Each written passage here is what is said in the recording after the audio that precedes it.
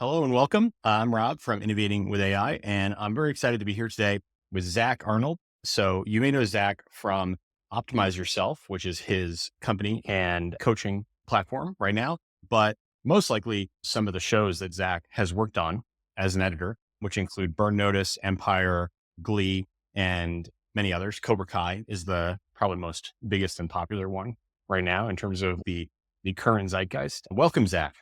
Very excited to be here today. This is a long time coming, and glad that now I can be on your microphone because I've had the pleasure of interviewing you on my show, and glad I can return the favor. Yeah, absolutely. And we'll put a link or an embed of the podcast that we did together for your podcast on here as well. And people can find that at optimizeyourself.me as well. So, Zack, the reason I thought it would be fun for us to chat is on our last podcast together, we talked about helping people learn AI from an outsider's perspective. And we talked about some of the metaphors that we use within innovating with AI to help people just wrap their heads around this stuff. But what I really am interested to hear from you is, as somebody who is effectively a Hollywood insider or somebody who's been working in sort of Hollywood for a really long time, there's just so much disruption right now. And we've seen this in the tech world too, which is where my career has been for the last 20 years. But I'm really curious to hear what the reception to AI was like a year ago and how that's changed, because I think that you guys as an industry are the most like famous and visible narrative arc in AI taking over the world. Tell me about, you've been an early adopter from the beginning, and really curious to hear how the reception of that has changed for you and how you think the industry is slowly adapting to the reality that like you're going to be able to type a text prompt and create a video, right? In the next few years, like at a commercial level. So how are people reacting? So, the simplest way that I can categorize how Hollywood has reacted to AI is three words: torches and pitchforks. That's essentially what it's been like so far. It's been a very negative reception from the very first day of ChatGPT coming out, which frankly has nothing to do with Hollywood content creation as far as videos are concerned. Obviously, your audience is going to be much more knowledgeable about AI than I am even. When you call me an early adopter, I'm not necessarily an early adopter of the specific technology. I'm an early adopter of the idea that we need to integrate Mhm. new tools and new technology into our workflows to be more creative. So, like many others have said over the last year and a half, I don't believe that creatives will get replaced by AI. I believe the creatives will be replaced by creatives using AI. And you can replace the word creatives with accountants, with marketing professionals, with whatever it might be. That whatever the tools are, we need to learn to integrate them into our tool set. But the mentality in Hollywood, as soon as ChatGPT came out, is the robots are going to replace all of us, and we're going to be stuck doing our dishes and our laundry while AI is doing all the creative stuff. And I just don't believe that's the case. I believe that having people like you to help us learn how to leverage artificial intelligence, my role is helping people leverage human intelligence. So if anybody's listening to this thinking that I'm already using Sora to create short films and videos and I'm using AI tools to edit Cobra Kai, none of that is true whatsoever. But I really, excuse me, I keep up to date with the technology and the intersection of the technology with politics, with the economy and Hollywood. And I think that the misnomer that I'm seeing both from outsiders that aren't really in Hollywood, and it's funny you called me a Hollywood insider because even though I've worked in it for almost 25 years, I don't feel like an insider. But I guess when I'm talking to people that don't work in the industry at all, I seem like I'm that cool guy that's in the inside, right? I was I'm going to just the say, nerd sitting at you're the home getting raw closest thing that dailies I cutting have. TV shows. So Yeah. Yeah. You're the closest thing yeah, that I compared have to to my a friend world, who I don't works in feel like an Hollywood. Yeah. insider. But yeah, I can Yeah. understand that. So the idea is that I think everybody assumed immediately with ChatGPT it was going to write all the scripts, and then you Yeah. see Yeah. Sora come out, and everybody's thinking, "Oh my God, it's going to make all the movies." But what everybody is Mhm. finding by and large is that all those things are doing are becoming tools to create different Mhm. forms, Yeah. whether it's of shots, the kind of things you might not be able to get with a specific budget, or with scripts. I find that ChatGPT is an amazing research assistant, and it's a great way to brainstorm ideas, but never in a million years would I actually release something that was written by ChatGPT. And as soon as Yeah. I started playing with ChatGPT, and I've done some dabbling with DALL-E, I've used 11 Labs to play around with creating some temp ADR, which is essential. It would be called additional dialogue recording, where if your actors Yeah. are on set and they say something, but then you realize you have to change the dialogue until the a show reaches the mix stage, I'm the guy that literally reads my voice. I'm like, oh, what would it sound like if I were to just try and play with another character and their voice. Not anything that would be released, just to learn the tools. Yeah. So as Yeah. far as learning the tools, I played around with them, and I know that things are moving exponentially fast. So the judgment I make now is going to be different by the time you release this in 4 hours, because Yeah. it's Yeah. moving so quickly. But what I've been saying since the beginning is that I believe in general, and this is not going to apply universally to specific tools, but in general, I think AI is going to replace the careers of the mediocre. If you're a Hmm. passable writer, if you're a passable animator or artist, if you're a passable shooter, you're going to be able to put in text prompts and make things that are okay. But what I found is that with version one of whatever you're creating, whether it's written form, whether it's some kind of generative image, the first version, it's pretty cool. As soon as you need to collaborate, everything goes to shit. Ooh, I really Yeah. like this image, but I want to change this one thing, or have the character turn by 10 degrees and open then you get a completely different image. And there was a video that went around recently, and your community probably knows about it. I can't even remember the name of it, but it was essentially this animated film of a bubble boy that has a balloon as a head. Yes. Everybody's like, Yeah. "Oh my I think it God, this is was amazing!" And when you learn about Airhead it, or something. Yeah.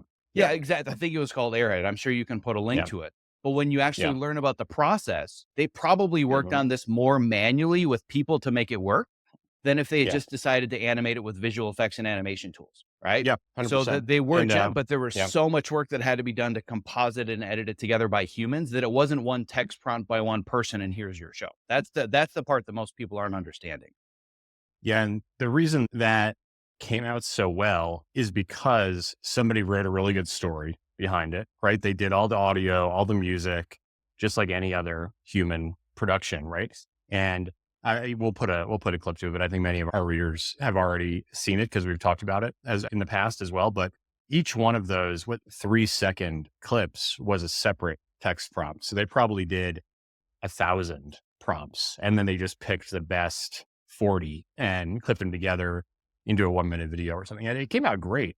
But yeah, I agree. It was a really cool demo of what the video generator can do, but it was not like a composition done by AI, right? It was simply AI for helping you with the visual effects, right? And I have a family member who does like 3D character animation and stuff like that for video games and movies and stuff like that for his job. And I think that's an area where I could see him getting really good at using some machine learning tools to make his 3D modeling go faster, right? Or to maybe someday you can use a text prompt to make minor changes to your like CAD models or whatever. But that is very different than a layperson saying, okay, make me a perfect 3D model of this character, right? So I agree. I think as what we've seen in software development is very similar, where it's really actually cut out a lot of the work that junior developers or mid-range developers would do. And I think that's very different than what people were predicting very early on. There was like a pretty widespread, I think it was like a Harvard Business Review article or something that said AI is going to help the lower level people who are earlier in their career or just not as good at their skills, right? It's going to help them get up to the prestige level. And I think what's actually happening is that people who are already really locked in to their skills are just able to do way more work more efficiently because of AI. And we're seeing that with our senior software engineers. And I think it sounds like that's a parallel that you're seeing in your work as well. Yeah, very much. And if I had seen that article, whether it was a week ago or even a year and a half ago, I would have called BS Hmm. on it immediately. Because I think the biggest challenge is going to create not so much on the technology front, but on the economic front. It's going to be way harder to get entry level jobs and learn from the inside. Because there are Yeah. so many things that I can't really do it quite yet because the technology is there, but with the speed that it's moving, there are a lot of Hmm. things that I'm already able to dabble with that I could do once it gets better, that I would Yeah. probably initially have just hired somebody like, oh, if you're an assistant editor and you want to learn how to start dabbling with editing this, that, or the other thing, Yeah. I'll outsource this to you. Whereas now I can outsource it to AI. So I think there's going to be a much larger gap between people that are trying to break in and people that are established. Because AI, again, like I said, it's gonna replace those that are doing mediocre work. So even though Yeah. I know nothing about programming and development, as because you've helped me develop my website, and I don't speak the language and can't do the code, but I would guess it's the same thing. Where if I said, ChatGPT, build me this app, you would look at it and you're like, oh dear Lord, this has so many Yeah. problems. But I would look at it and think, I guess it's okay. But if I Yeah. really want it to be top notch, I still need a human to come in and manage all Yeah. of the code and polish up all the areas where it doesn't work.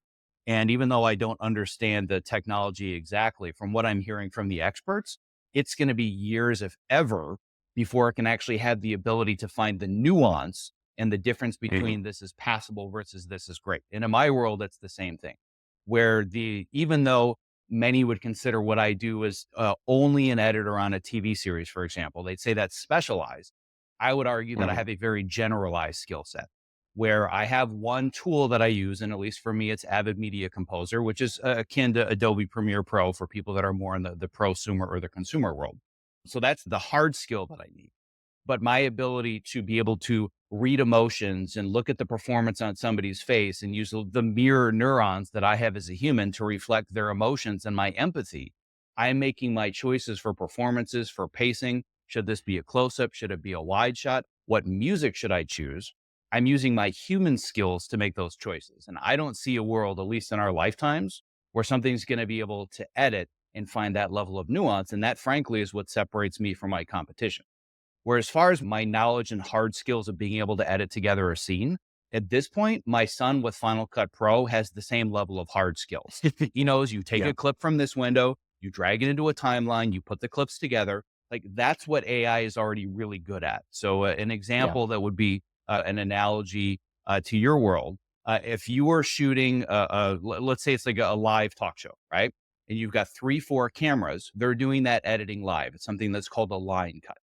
So if you're Mhm. doing a talk show and it goes camera A, camera B, camera C, AI can already take that raw feed with the multiple cameras. And whenever somebody talks, it'll just look at the waveform and say, cut to camera A, cut to camera B, cut to camera C. That's Yeah. something you'd usually have a junior editor or an assistant editor do. So that's gone.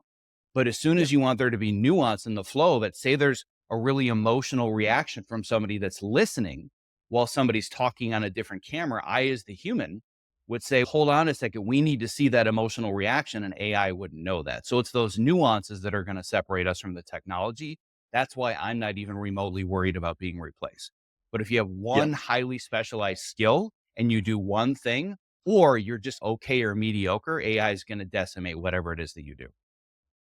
Yeah. And it reminds me of this when we were kids, there was this movement in sports broadcasting to putting a little yellow circle on the guy and putting the line of Hmm. scrimmage in. And I remember that was like amazing new technology. Like The I first don't down know line what year blew that my was, mind. but I yeah, remember that when you're was, thinking like, how do you know where the yeah. first down is? And I even remember it's become so Yeah. commonplace now, but my kids were like, how do they keep moving the lines on the TV?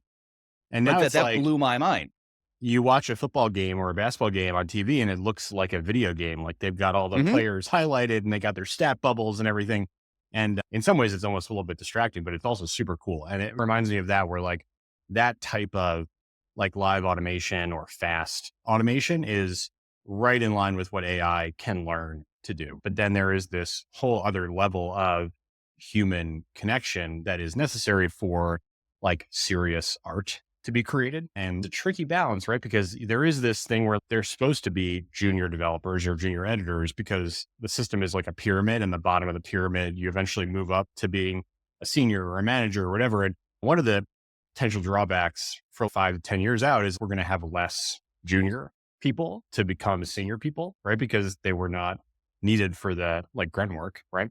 So I think that's a significant thing that all those pyramid shaped industries need to figure out. But yeah, it's just super cool to see like all the stuff that AI can already do. But I think that, as you mentioned, like there is a significant gap where people who are really good at the art and the science of things get involved and become like the masters of the robots, for lack of a better way of putting it. Right. And I think that's a lot of our students already see that and are moving in that direction. It's cool to hear that you're starting Yeah. to play with that in the Hollywood world as well.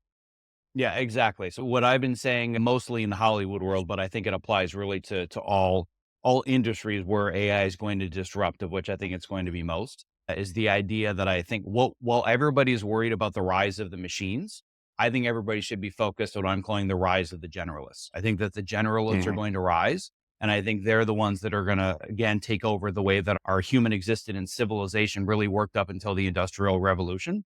You didn't do just one thing, right? You were a blacksmith and you were a horse rider and you were a farmer and you did all these different things. And that was part of survival. And we've lost the ability to gather and learn all these skills because all of them have been outsourced to technology or to help. So we learned this one thing. And we were told this lie that if we learned this one thing, we went to school, and this starts in preschool. They say, what do you want to be when you grow up? Do you want to be a doctor? Do you want to be a fireman? Do you want to be a baseball player? Do you want to be a teacher? So we assign this identity that what we do is who we are literally from preschool, and we go on this singular track, right? And essentially we're being prepared for an assembly line. And that assembly line could be anything. It could literally be an assembly line. It could be an assembly line where you're in a cubicle as an accountant or a middle manager. But that's the one thing that we're specialized to learn how to do. And I think that is going to be decimated over the next 5 to 10 years. And it's already happening, where now the riskiest path for us to take is getting one degree and having one skill. Because if you have one degree and one skill, you're easily replaceable. So that's Yeah. the area where I help people the most, is understanding. And this comes back to this idea of using AI to tell stories. I don't think artificial intelligence is going to tell stories. I think you need storytellers to tell stories. I think AI is going to replace things that are very repeatable, that are very predictable, but we still need humans to tell stories. And if somebody's listening thinking, I'm not a storyteller, I disagree with that. I'm literally a storyteller, and I'm telling and editing stories, and I'm writing all day long for Hollywood, right? But if you're a marketer, you're a storyteller. If you're a photographer, you're a storyteller. If you're an accountant, you're a storyteller, because you have to understand the story of all the numbers and all of the money and how that aligns with your expenditures, and does that align with your company's culture and your quarterly objectives. If you're an app developer, you're a storyteller. You have an audience and you need to tell a specific story that this app serves these needs, solves these problems, creates these results. And I don't think that AI in our lifetimes is really going to understand what that means. So whatever field you're in, you're a storyteller. And as a great storyteller, you have to be a generalist and have a wide variety of not only skill sets, but life experiences that augment those stories. So that's why I think if we focus on leveraging our human intelligence, that's what's going to help us rise. But I really think that the jack of all trades, or as I call myself, a Zack of all trades, I think that the jack of all trades are going to start to take over, whereas the specialists have been running the economy and running the world for the last 150 to 200 years. I think those days are over. Yeah. Yeah. And we have a lot of people as readers and listeners who are realizing that, I think, and getting ready for a career pivot of some kind. So I'm really curious to hear from you, how have you been coaching people through career pivots over the past couple of years since AI hit the scene? And what is that sort of framework that you're helping people with as a coach and an instructor to get them from that sort of, potentially overly specialized place to something where they can tell their own story and then they can branch out and pivot in their career? Yeah, great question. It's probably going to take me about 4 or 5 hours to answer this one. Now you pulled the string and you got me all excited. I'll do my best to keep it short. There So you go. the first thing that I want to mention to start is that I didn't get into this idea of helping people manage career pivots because of AI. What sparked all of this was COVID. Because what happened when COVID hit, even before COVID, I was helping people in my industry learn new skills and learn networking and learning how to build relationships and get better jobs and pursue their Mhm. dream jobs in a more sustainable way so they weren't burned out. That's always been the core of my mission. But when COVID happened, all of a sudden the world was forced to hit the pause button. And Yeah. many people in countless industries, but especially in my industry, when they were forced to hit the pause button, they looked at their life and they said, what the hell am I doing? I am working a ridiculous amount of hours every day.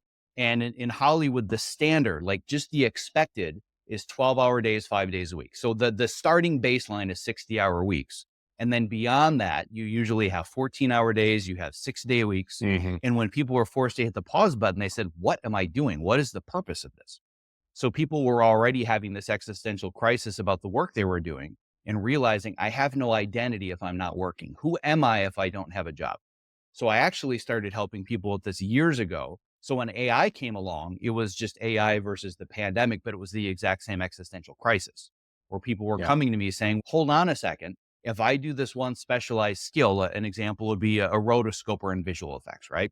somebody that Mhm. will composite people and they'll trace them on green screens to make sure that you can cut the background out. That would be the simplest way to explain it to somebody not in the industry, right? That's something that's very easily repeatable by AI. So somebody comes Yeah. to me and they say, I make my living as a rotoscoper and doing compositing for visual effects. Who am I if that's not my job? So it's all the exact same questions, just instead of the pandemic, it's AI. So that's really where it started. And before getting into tools and tactics and strategies and frameworks, where I always start is mindset. And the mindset that I always start with all of my students is eliminating the belief that you're starting over, because I don't believe that's true. Whatever it is that you've been doing, whether it's for 2 years, 5 years, or 25 years, whatever you've been doing, there are transferable skills. There are character traits that you possess. There's life experience that you have that's unique. There are abilities that you have, right? So if you take the intersection of your past work experience, your life experiences, your skills, your abilities, and your character traits, when you find the intersection of all these different Venn diagrams, you find what I call your asymmetric advantage. So an example would be that if I were to look at all the different areas of my life, and this is something that I go much deeper into in the course materials, but the 3-minute version is that when I initially discovered Cobra Kai, I had not heard of the show. I heard of it after it was released on YouTube season 1. Most people don't know this at this point. They think it's a big Netflix show, but they don't remember Yeah, I didn't realize that. originally Cobra Yeah. Kai was a YouTube show. It was Wow. YouTube was experimenting with premium scripted Hollywood content. So I was on YouTube and the algorithm must know that the Karate Kid was my Star Wars. And I'm a huge sucker for anything 80s nostalgia. So I Yeah. remember seeing in the sidebar, the trailer for Cobra Kai. And my response was, what the hell? Seriously? Now you're going to ruin this part of my childhood, Holly? Oh my God. I was so upset when I saw that trailer. So I'm like, fine, I'm going to hate watch the trailer. And I watched the trailer and I'm Yeah. like, whoa, okay, so this looks good. Now I'm going to hate watch just the first episode because I'm sure it's crap. And then everybody else, I watched the first episode 5.5 hours later. I watched the entire first season and I said, I'm going to edit the show. I didn't know the showrunners, didn't know the team that was working on it, did some research. I found one person that had worked on the show for a month and a half that I had worked with 5 years prior to that. So I had an in to get an introduction, but that was it. But on Yeah. paper, I made absolutely no sense editing that show. Working on Glee versus working on Cobra Kai doesn't make a lot of sense, right? Working on Burn Notice versus Cobra Kai. There was no reason on paper that somebody would look at my resume and say, we'd love to meet you. But I knew that I Mhm. had the asymmetric advantage because number one, in all of the various things that I had done in my career, I've done a lot of stuff that has to do with music. And the show is heavily musically driven. I've worked in trailers and promos, which means that I can do the crazy montages and I can do all the other stylistic things in Cobra Kai that are non-conventional. I've done work in drama. I've done work in comedy. I've also done work in sports. So that's just work experience. So now, as far as life experiences, my entire childhood, if I were to give it one theme, it was that I was incessantly bullied. And the movie series that got me through that was The Karate Kid. And The Karate Kid was not just to help get me through a childhood of being bullied as an intellectual nerd in a very rural community in Wisconsin. Because of it, I learned martial arts. And not only did I learn martial arts, but I became a sensei. So you start to take all these different life experiences and these skills and the abilities outside of the hard skills. So if we look at the Mhm. human skills that I had and you look at the intersection of all these things, there's nobody that was better suited to edit the show. And I knew that. So it's not like I saw it and I said, ooh, this would be a great career opportunity. This is perfect for me. I thought I am perfect for them. And once I learned how to create that story and that narrative and really make that clear that was my brand, when I got in the interview with them, and I have an entire podcast I can send you a link to where I basically broke down my job interview that got me this job. I walked in Yeah. cold with the impression of them looking at the page. They didn't say this, but basically it was like, okay, so why are we having this meeting right now? That was the way that it Yeah. started. And I was offered the job in the room because I learned how Yeah. to take the narrative and the intersection of all these different areas. And they're like, how can we not have you as a part of our team? 6 years later, I'm now literally, as we're recording this, as soon as I disconnect, I'm editing the series finale for Cobra Kai. My dailies are literally right there getting ready to cut. But that's because Nice. I learned how to construct that narrative, right? So Yeah. now that's just a small part of this. Now I want to dig deeper back into this concept of the mindset of you're not starting over. So it's one thing to have 20 years experience in Hollywood where you're pigeonholed as one thing and say, I want to work on a different kind of show. And I constructed that narrative. But now let's talk for a second about I've decided I don't want to just work in Hollywood anymore. I want to be a podcaster and I want to be a career coach and I want to be a writer. Like, how is any of that transferable? I'm quote unquote starting over. So I went through that existential crisis about 8, 9 years ago. And essentially, the way that the story goes is that I was working on season 1 of Empire. And for anybody that remembers, that's really the last appointment TV show that we had before people started to segment and go away and watch their own things. But everybody would watch that show the night it came out. So I knew that I was sitting in my office and 25 million people were going to watch what I was doing in less than a week. What I was working on, I'm making these choices and people are going to see it. I was working for the biggest show on television that broke 30 years of ratings record, right? I was at the pinnacle of my career. I'd worked so hard to get to this point to get right to the top. At the same time, I was putting my kids to bed via FaceTime every single night. And I was commuting at least 2 to 3 hours a day because traffic in LA is horrendous. And I was in Beverly Hills, which is the hardest place to get to. And one night I was putting my kids to bed. My son was give or take about 5 at the time. And my wife thought she hung up the phone and she hadn't. And my son said to her, "Why doesn't daddy want to put us to bed at night? Why doesn't he love us?" And that's when I realized there was a massive disconnect between the external definition of success and mine. And my definition of success is that I'm a present father. I am present for my family, and I was not in alignment with that value. So I went through this massive existential crisis, which is very similar to what a lot of people are going through with AI, which is, hold on a second. I don't know if I want to live my life this way, but now I have no choice because I'm replaceable, right? Hmm. So 9 years ago, I'm thinking, oh my God, I have to start over. The only thing I've done my entire life is edit. Literally from 9 years old, it was 2 VHS decks connected to each other, hitting play and hitting record. It's the only craft that I ever knew. And I diversified within editing with trailers, promos, documentaries, featurettes, features, TV. But outside of that, I didn't have any marketable skills. So I thought I was starting over. But I knew that I wanted to get into some form of teaching and I love the idea of coaching. And I just started a podcast, just dabbling. And I thought maybe there's a way to monetize this. But here's what clicked for me. It's when I started to talk to people one-on-one on calls just like this, where I realized I would spend a lot of my time listening to them. And then all of a sudden I would start to connect the pieces and I would help them rearrange the storyline and change the narrative of the story. And it clicked one day. And I said, I'm still a story editor for a living. I'm still editing story, except I'm not using Avid Media Composer or Adobe Premiere Pro. I'm using Zoom, Hmm. but I'm still Yeah. editing stories. And then I realized I had a lifetime of experience that made me a great coach and maybe a great teacher. Now I'm going to go one level of inception even deeper. One of the most valuable skills to have, or two of the most valuable skills as an editor and a storyteller, have nothing to do with technology, and they're both human skills. One of them is empathy, and the second is mediation. The difference between a good editor and a great editor is your ability to be the therapist for the creative director or the producer that's sitting on the couch that's saying, oh my God, all of my work is awful. What have I done with my life? Everybody's going to hate what I'm doing. And then another person comes on the couch and disagrees with all of their ideas. So you Yeah. learn as an editor how to be a really great therapist and a really great mediator. Wouldn't you say that having a high level of empathy and being able to mediate conflict and being able to manage people's imposter syndrome, those are pretty important for being a teacher and a coach. So once Yeah. that clicked, I realized that there was a learning curve to building the business and making a website and creating an email list. But those are all things that were learnable by just acquiring the knowledge and reaching out to experts. But the skills that truly made me great as a teacher, as a coach, as a podcaster, I had all of those and I've been using them my entire life. So essentially, what I help people do is take the narrative of their lives, their work experience, life experience, skills, abilities, knowledge, and most importantly, their character, find that asymmetric advantage and learn how to tell that story as they're making a career pivot.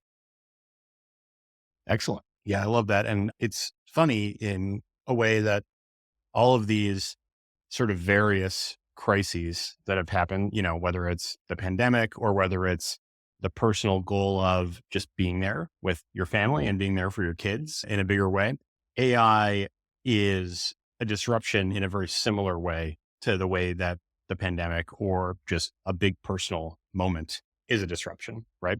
And it's almost a little bit cliche, but in some ways, it is beneficial to have these sort of existential crisis moments, right? Because it allows you to get out of your sort of whatever rut or whatever sort of extreme focus that you're in, right? And especially with the work-life balance thing, right? You have to have a wake-up moment and then say, okay, I now see the bigger picture and that there's more to life than being in the office all day or seeking that somewhat superficial career goal. I think many of our listeners and readers have had that sort of wake-up call at some point, and it's very challenging to change after that. But I think it's almost always a positive thing, right? To even if you improve by 10%, right? That makes a big difference for your health, for the people around you and all that. Excellent. Yeah. So it's interesting to hear how these frameworks, number one, are not obvious, right? In a lot of situations. Like I was just helping a relative go through what you would describe as a very linear job hunt, got the degree, went out, and there were like maybe 4 paths you can take with that degree. And if you didn't take one of those 4 paths, it definitely would have felt like they were starting over. Right. And I'm very hopeful that will be really fun and good for her now that she's got one of those 4 paths going. But you could also see a moment where, she has that sort of existential crisis or that disruption, right? And now she has to pivot, right? So just being able to take that, reframe that pivot as I'm not starting over. I'm just taking the skills that I've already built that are transferable and moving into something else. I feel like that is a huge change. And I've talked to a lot of readers who are, whether it's been layoffs or whether they feel like AI is just going to eventually creep up on their current job tasks, right? They are very much in that mindset of, now what do I do? Right. Especially if they're in their 40s or 50s, they're saying, okay, I've spent my whole career doing X, Y, and Z. Now I need to really switch it up. And the fact that you have frameworks for people who are in that position. And I went through an existential crisis in my 20s in the same way, because I had always targeted a career in what I would describe as journalism, publishing, and media, and that sort of thing, like basically as a writer, right? And then totally pivoted into tech. But now I've actually pivoted back starting in probably my early 30s. Now I'm almost 40, right? And now I've basically pivoted back to writing and content production, which is weird. But the mindset of the soft skills being portable, I think, is a huge shift and improvement that I think a lot of people are really going to benefit from. Yeah. And I think that the term you used, soft skills, which is the one everybody's familiar with, where you have the dichotomy Yeah. of hard skills versus soft skills. I disdain the term soft skills because it denotes that they have less value or they're not as strong, which is why I Yeah. say human skills. The Yeah. human skills are how you're going to be able to build a more rewarding, a more fulfilling, and a more sustainable career are the human skills. Because the hard Yeah. skills, things are changing so fast that it's nearly impossible to keep up with all the hard skills that are necessary. So Yeah. one of the Totally. most important human skills, it does not matter what the tool is. It does not matter what the industry is. Everything is moving so fast that your adaptability, your ability to problem solve, and your ability to learn new technology, that's what's going to set you apart, not the technology that Yeah. you're learning. I'm And now at the point where I've crossed over that line where when I was younger, I was the early adopter, right? Everybody was using Mhm. Avid in the industry. I wanted to learn Final Cut. That was brand new, like the original OG version of Final Cut, right? Then I wanted Yeah. to learn After Effects. Then I wanted to learn compositing. I wanted to be the person that could really solve any problem with any tool, right? And there were these older editors that, oh, they just put in a new update and they moved my buttons, right? And that drove me crazy. And Yeah. guess what? I know the grumpy old man. They moved my buttons. I can't find my tools, right? So I've now become that person when it comes to the hard skills, because I realize there's no point, at least from my perspective with what I do, to put so much time and energy into learning and perfecting the technology. I want to learn and perfect the craft of storytelling, of creating emotions, of creating moments.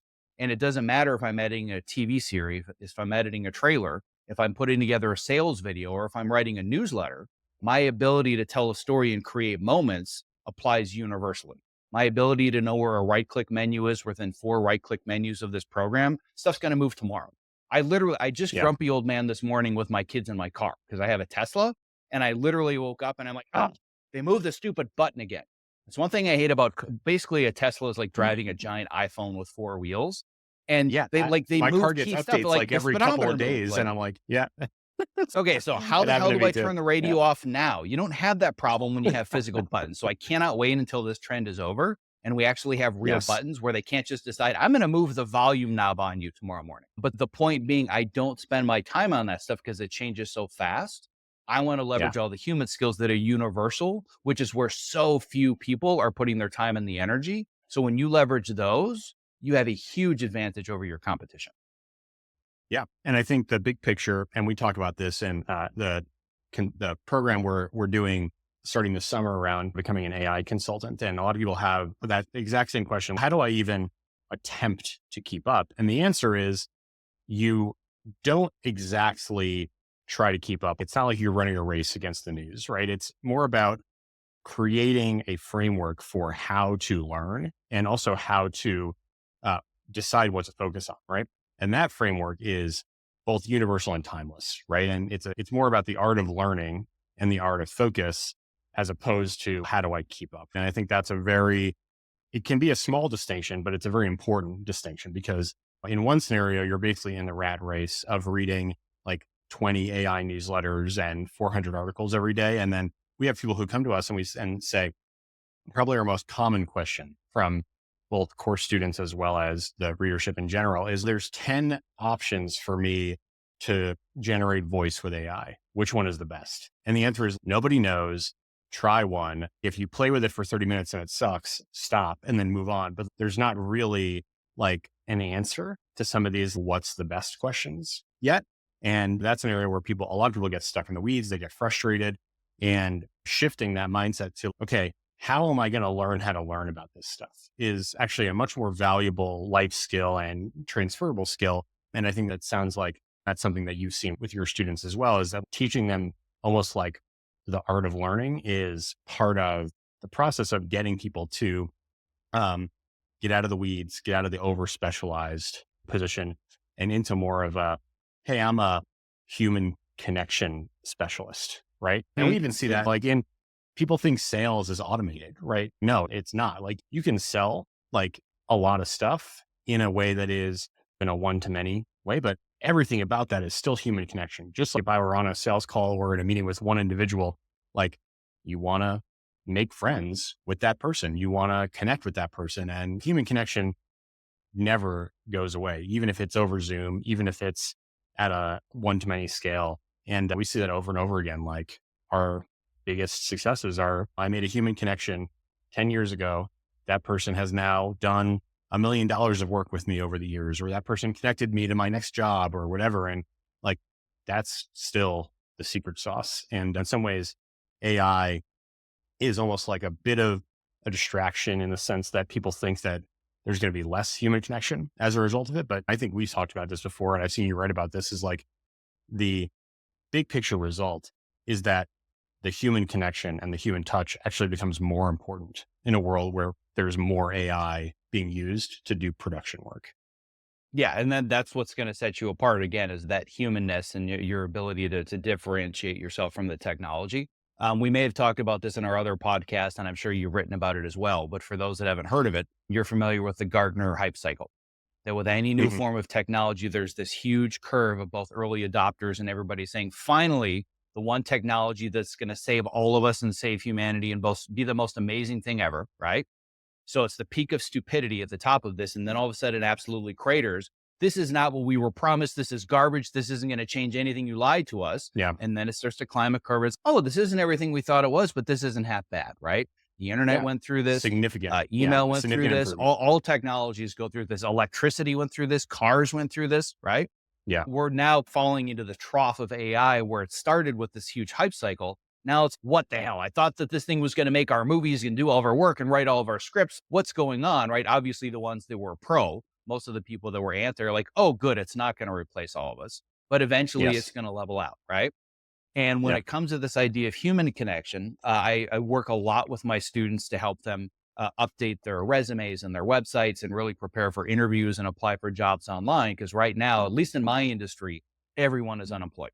The unemployment rate, I know that this is a side note that I won't go too deep into, but anybody that's reading all these posts, oh, the economy is booming, it's all bullshit, right? It's all really low paid jobs. And everybody that's in the top 1% of the 1%, their portfolios look great.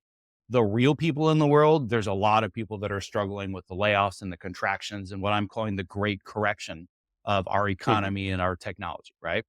So when I say to people when they're applying for these jobs or these roles, they're like, oh, I want to work for Apple, or I want to work for Google, or I want to work for Netflix, or whatever it might be. I say, "Oh, great. Who's the ultimate gatekeeper that you need to connect with?" "What do you mean?" I'm Yeah. like, Who is it? I want to work for Netflix." I'm like, companies don't hire people. People hire people. It doesn't matter if Netflix is the number one streaming platform, although technically YouTube is, but at least in the world of watching TV shows and movies, Netflix is the number one streaming platform, but Netflix doesn't hire you. There's one person in one department that hires you. They've got a problem. They're searching for solutions, and they'll pay money for those problems to be solved. So you need to understand how to connect with that one specific person, and that requires human interaction, right? The other thing that I want to dive into as far as these other mindsets, this is another one that I work on with my students a lot. You hit on this could easily be another 4-hour podcast with me. Once you pull the string, man, you Yeah. can't unpull it. And it's this idea of learning how to learn. And Yeah. my poor wife, who's a third grade teacher and works within the public school system in LA, she hears me go on endlessly about how absolutely useless our current educational system is because it's still designed from the early industrial revolution. I just heard her last week working with my son, who's now in eighth grade, helping him get ready for a test. And he was memorizing dates in history, like the Magna Carta Mhm. and this. And ChatGPT and just even Google can do all this for you in 3 minutes. What if Yeah. instead of remembering things about history, you had this period in history and you said, how is this similar to what's going on today? Right? What can we learn from the mistakes of the past? How can we think critically? Those are the things AI can't do for us. I can outsource my memory. I don't remember any phone numbers anymore like anybody else, Yeah. right? Yeah. So the mindset I want to come back to that I hear so many people, especially when they're maybe late 20s, mid 30s, early 40s, going through this pivot, and they're realizing, I have no idea how to do any of this, and I've never learned how to learn. What we've been taught how to do is follow rules and regurgitate information. We've never actually learned how to synthesize ideas and learn on our own. We've never learned how to structure our own time. I've seen this especially. I work with quite a few athletes that were either professional athletes or collegiate athletes. I've worked with a Mhm. lot of people that have been through the academic system or have been in a corporate structure. As soon as you take the structure and the accountability away from them, their lives are a disaster. They walk in circles for 12 hours wondering what happened to their pants, right? They don't know how to manage a calendar. They don't know how to set goals. They don't know how to create priorities because we were never taught this stuff. So one of the biggest obstacles that I see when people are managing pivots is they're basically flogging themselves in their own mind saying, I should have this stuff figured out. I'm an adult. I'm 40 years old and I can't manage a regular calendar and get my dishes done and be able to update my resume. I don't get it. Why is this so hard? Or I have to learn a new skill, but I'm so overwhelmed. I have no idea how to choose. Should it be YouTube? Should it be an online course? Should it be a book? So there are all these skills that we were never taught. Basic financial management. All of Yep. these things were never taught to us. Instead, we were just taught, here's the curriculum, here's the information. We want to make sure you listened and you paid attention. And are you good at showing up somewhere on time? Yes? Great. You get an A and you get to move on to the next level. And then the corporate world does the exact same thing just for their objectives. Outside of this mindset of I'm starting over, it's why is this so hard for me? Why don't I have all this figured out? Don't be so hard on yourself. You were never taught how to manage any of these things. And I know because that's exactly the wall that I hit, where I Yeah. was diagnosed with adult onset ADHD in my mid to late 20s. I was the valedictorian of my high school. I was in the top 5% at the University of Michigan. I was I think there were 100 people inducted into Phi Beta Kappa. I was one of three juniors and everybody else was a senior. So as far as memorizing the information, synthesizing the ideas, showing up on time and doing what I was told, man, I did that at the highest levels.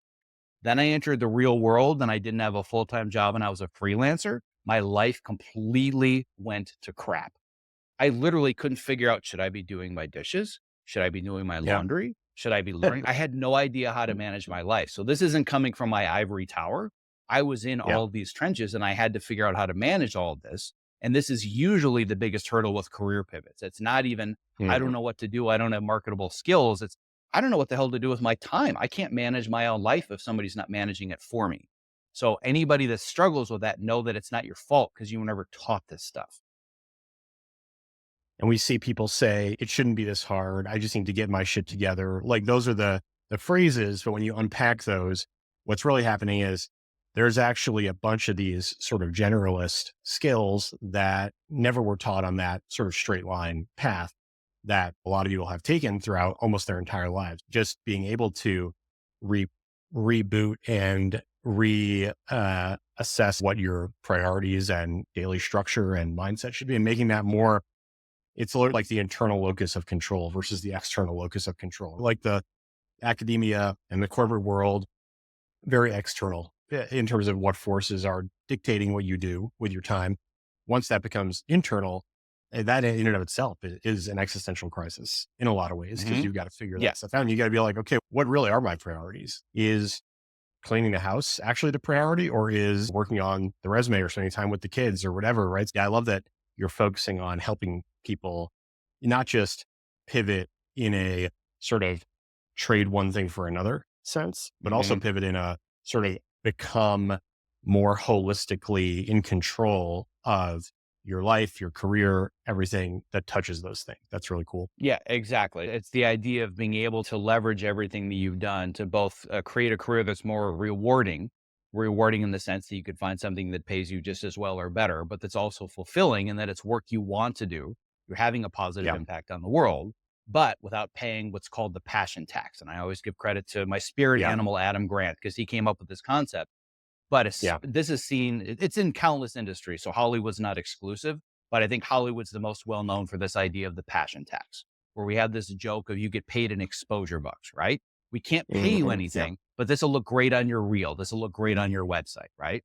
You would never say to a plumber or to a lawyer or to an accountant, if you do this one for free, if this works out, I've got so much work for you in the future. That's essentially how Yeah. our industry works and how you not only break in, but it really Yep. works that way in general, where you're getting paid in exposure bucks. But if you can leverage all of these skills and really pursue work that's more your calling and learn how to set the right boundaries and guardrails so your job can be more sustainable, then you're not going to constantly be led into this world of burnout. That's another area where Yep. I'm one of the world's foremost experts on burnout, not Yes. academically, but because I've lived it so many times. You I can burned out almost set my hard. watch. I can set my watch to the 7-year cycle. Here it comes again. Yeah. And right Yeah. now, I'm just coming Yeah. out of the tail end of another one of those with all of the massive changes happening in the industry and with my Yeah. business, and Yeah. especially with a lot of stuff going on behind the scenes personally. I've gone through another round of burnout, but learning how to better manage your time, your priorities, your health, these are all fundamental human skills that we were never taught. And it's all part of making the career pivot. So I Yeah. see all the time these career coaches and people that do career pivots in the career world, especially in LinkedIn. I literally was just reading a post this morning, 10 chat GPT prompts to update your resume in no time at all. And I almost started screaming. Great. So now your resume is going to sound like everybody else's that you're competing with, right? Yeah. Career pivots and career transitions go way deeper and way far beyond chat GPT prompts to be more efficient with sending your resume to 500 people that are never going to read it. You have Yeah. to know how to better tell your own story and how that story provides value to others. But the biggest challenge, and myself included, we suck at telling our own stories. It is nearly impossible to read the label from inside the jar. So you need Mhm. somebody else that can help you reflect upon all of these areas where you have value. I'll literally just spend 30 minutes with somebody on a call and I'll say, tell me a little bit more about what you're doing now or what you've done. Give me the life story download. And there are so many things that come up where I say, you've got this and this is valuable. And they're like, that never occurred to me. Never once in a million years did I think that provided any value, but you need that reflected from somebody else that's objective, right? So having the frameworks, having the tools is helpful, but being able to collaborate and reflect those ideas with other people, that's where the magic really happens, which is why I have largely pivoted from just online courses and sharing information and frameworks to those are a small part of the much larger component, which is working with people, working with a community, working with peers, and working with experts, because that's the reflection process that really yields the results. So that's all part of the system far beyond. Here's another information download where I'm going to spray you with a fire hose of new concepts. That just doesn't Right. work Or anymore, right? the inspirational square images that you see on LinkedIn and social media and everything. It's okay. Inspiration has its place, but let's actually get down to business and learn how to do the task of pivoting, which may be months or years of work, but it is worth it to invest in actually learning how to tell your own story, actually learning how to confidently market yourself, identifying those skills that maybe you don't even realize that you're really good at or that you can promote to others. I love going from the infinite scroll stuff into the much, much deeper and more meaningful stuff. And we try to do that in everything with innovating with AI. But I especially am excited, especially for the folks who read and listen to our stuff who are looking for that career pivot or that career improvement. I think they're going to love the stuff that you're putting together for everybody. So I'm Well, really I excited to appreciate be able to that. share that. And as we've discussed, especially in the online course world and the online education world, now essentially you can use AI to package together all of your Instagram inspirational platitudes and put them in course form. I hate those kinds of courses, right? That is not the Why biggest, bother? when I say complaints, I put it in air quotes, but the biggest complaints I get from all of my students is they say, this is really hard. I know that's not a bug, that's a feature because this stuff is hard. I Yes. need to push you way outside your comfort zone because that's where the growth occurs. As Yep. statistically speaking, the success rate of online courses it's abysmally low. It's embarrassingly low, right? When you just give somebody information, especially when it's bad information and it's AI generated information that everybody else is teaching with all these empty platitudes, 3 to 5% will pay the money and actually finish, right? Yep. So I don't sell information, I sell results. And it's all about making the work really hard, forcing you to go deep, and then making sure that you're doing that work with others that are both your peers, your experts, and your mentors, because that's where the real growth occurs. So I'm very clear in all of my positioning, all of my newsletters. If you're looking for the next life hack, the next quick fix to get another gig or to change your career, please go elsewhere. Here's the unsubscribe button, bold, all caps. Please leave. But if you're looking to do the real work, and you're looking to do the real reflection that leads to change, that's where I can be very valuable. Yeah. And that's what I love. Even just like the first 10 minutes of your career course, there's a few things in there that really, you and I have similar paths to where we got today as teachers, and we have a lot of similar influences in our early days and stuff like that. So it's no surprise that we have a very similar approach to this. But what I really like is that a lot of the things that I do in the incubator are very similar to what you do in the career program with different goals and subject matter, but saying upfront, hey, here's your comfort zone. And now we're about to move outside of your comfort zone because that is how you accomplish new things. You can't just do the same stuff that you're comfortable with and expect bigger and better results, right? Being comfortable with that, being comfortable with leaving the comfort zone, if you will, I think is something that all of our students have in common and we have in common and is really challenging, but it's nice to have a coach who can help you exit the sort of well-trodden paths and venture out. And I know that people value that with the incubator.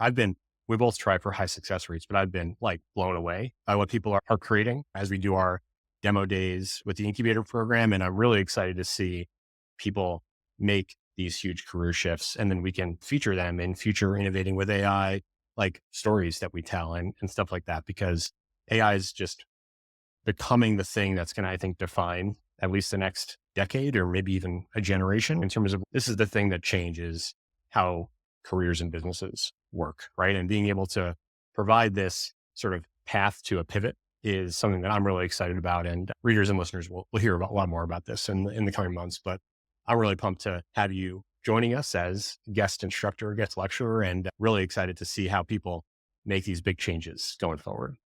Yeah, and I'm very excited to be a part of it. And for anybody that's thinking, man, like 4 hours of workshops on career development and a bunch of podcasts, and it's like, oh God. So here's the other area where this intersection of all these different life and work experiences is valuable. I will hope that Yeah. you can attest to this. I also make it really entertaining because I'm a really good Yes. storyteller. So I've had people that have said it was like watching 4 hours of stand up, right? Like your stuff is Yeah. hilarious, but I also learned stuff and I was laughing in a minute. And then I was crying 5 minutes later because I realized something about myself and my value I never discovered. Right. So, fair warning, if you don't like really bad and cheesy 80s cultural references and Gen X references, you might not enjoy my sense of humor.